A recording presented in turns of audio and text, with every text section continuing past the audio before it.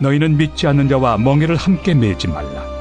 의와 불법이 어찌 함께하며 빛과 어둠이 어찌 사귀며 그리스도와 벨리알이 어찌 조화되며 믿는 자와 믿지 않는 자가 어찌 상관하며 하나님의 성전과 우상이 어찌 일치가 되리요.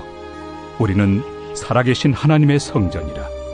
이와 같이 하나님께서 이르시되 내가 그들 가운데 거하며 두루 행하여 나는 그들의 하나님이 되고 그들은 나의 백성이 되리라. 그러므로 너희는 그들 중에서 나와서 따로 있고 부정한 것을 만지지 말라. 내가 너희를 영접하여 너희에게 아버지가 되고 너희는 내게 자녀가 되리라. 전능하신 주의 말씀이니라 하셨느니라. 새로운 9월이 시작이 되었습니다.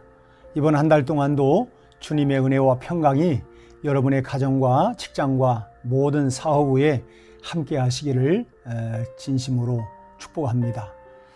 사도 바울은 오늘 본문 14절에서 너희는 믿지 않는 자와 멍에를 함께 매지 말라.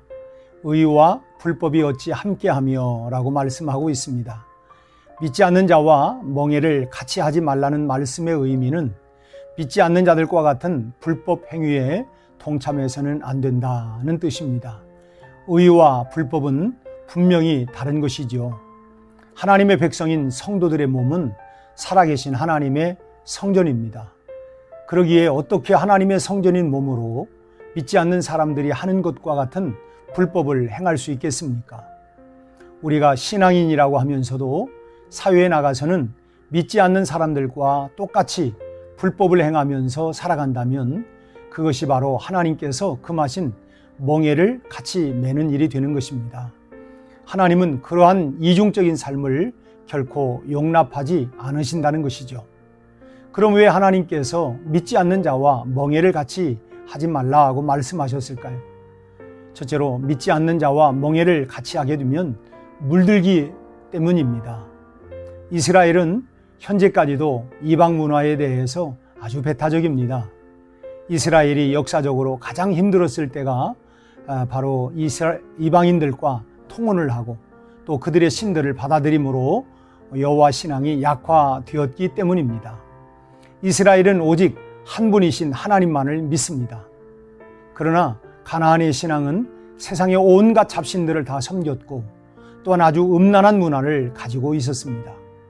실제로 바할 신전이나 아스타롯 신전의 여사제들은 매춘을 하는 것이 가장 중요한 업무 중에 하나였을 정도입니다.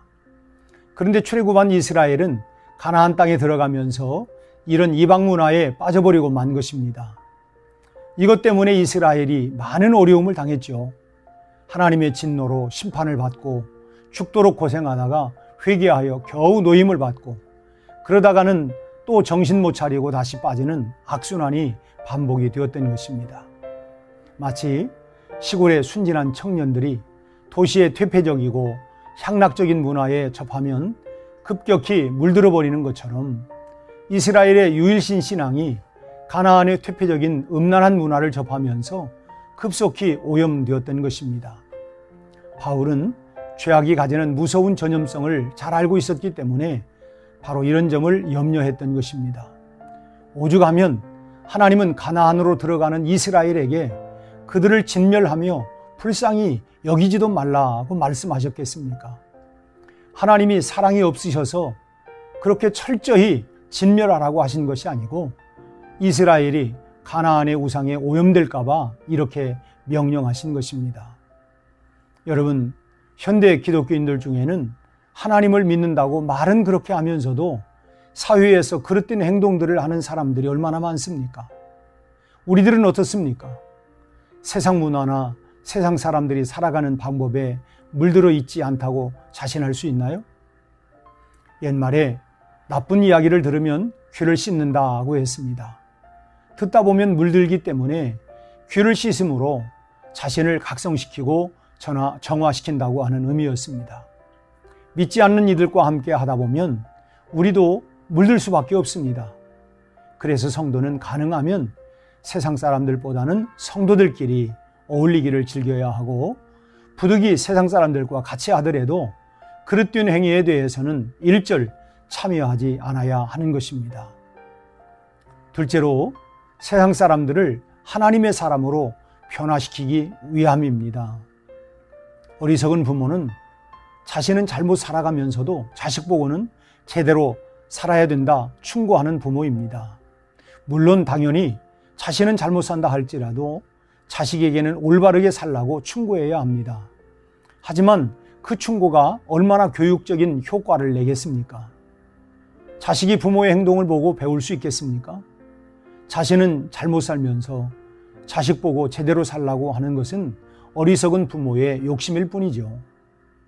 성도는 영적으로 세상 사람들의 부모가 되는 사명을 받은 사람들입니다. 해산하는 수고를 통해 세상 사람들을 하나님의 자녀로 불러내야 하는 그리스도의 사신들입니다. 그런 우리가 저들의 춤에 장단을 맞추어 살면서 어떻게 저들에게 하나님을 믿고 바르게 살라고 말할 수 있겠습니까? 또 말한다고 저들이 듣겠습니까? 부모가 자녀를 올바른 교육시키려면 먼저 자신의 삶을 바르게 해야 하는 것처럼 세상 사람들을 변화시키기 위해서는 세상 사람들의 죄악된 행동에 동참하거나 동화되어서는 안 되는 것입니다. 여러분, 우리는 세상에서 불신자들과 관계를 맺으면서 함께 살아가고 있습니다. 그러나 우리가 저들에게 변화를 주어야지 우리가 저들에게 변화를 받아서는 안 되는 것이죠.